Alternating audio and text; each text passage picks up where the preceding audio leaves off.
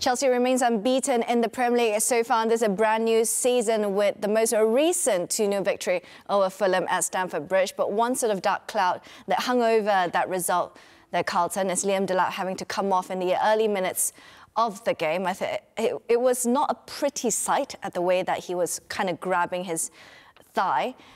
He might look to be out for a foreseeable good amount of time. How big of a loss is he? And is it good timing or bad timing? Because there's also the international break that's happening after this. Well, it's bad timing, but like you say, it's good timing because, you know, we've got the international break.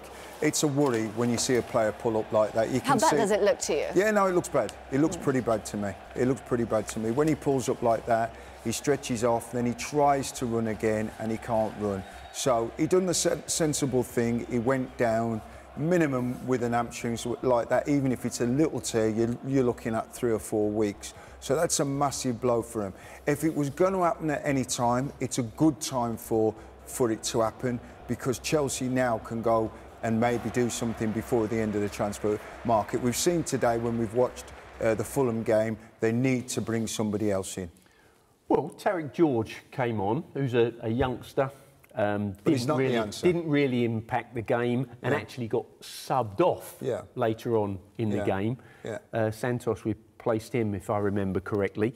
You know, the other option is that they have Pedro there, don't they, as well? But if Pedro's, I think, me personally, I like Pedro coming from a little deeper position, playing as the second striker, because he's very intelligent. I don't know about leading the line. He led the line more at Brighton, though. But he did. Yeah. He did, and he can do that. Yeah. But still, they're still light in that position. Sure. So I think it's something that they're going to have a look at. I know Garnacho's also played on top, assuming he completes the transfer, although we've seen him at Stamford Bridge.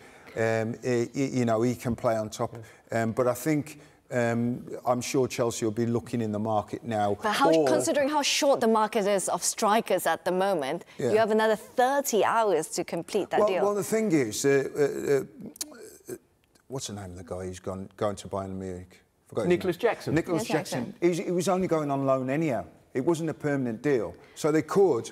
Yeah. But I think it would have been a season-long loan. Yeah, but it would have been a season-long. Do you think the aeroplane's turning round now? Well, I don't know if it's turning round, but they might just put it on hold and say, right, well, he lands and be like, hey, let's make it true. They might just put it on hold and say, right, listen, you know, at the end of the day, we've picked up an injury now. It's late into the transfer market.